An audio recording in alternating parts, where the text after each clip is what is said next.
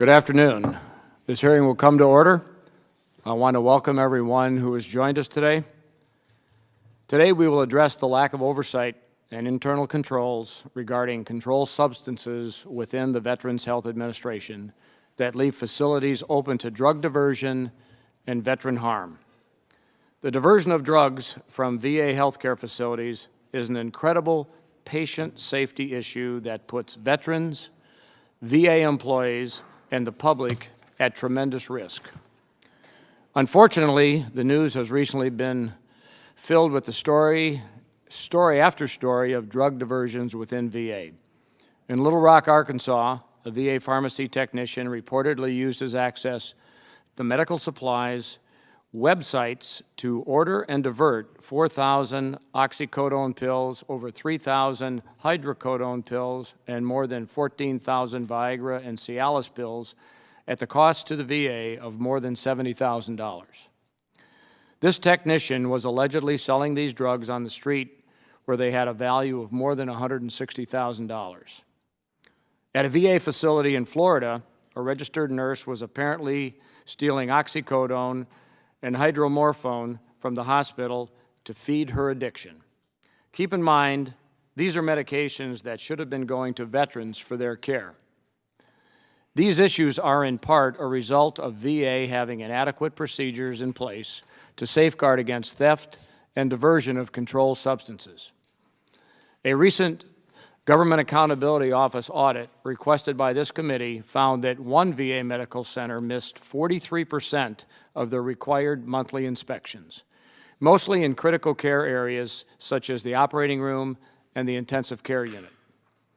In addition, 3 other facilities did not follow all of VHA's requirements for inspections of controlled substances. This is not the first instance where weaknesses were identified in VA's controlled substance inspection program. In 2009 and 2014, the VA Office of Inspector General found that some medical facilities were not conducting monthly inspections and some inspections were incomplete. VA has been given multiple opportunities to address these concerns. This leaves me wondering what VA is doing to repair the lax oversight and apparent absence of accountability regarding these issues within VHA.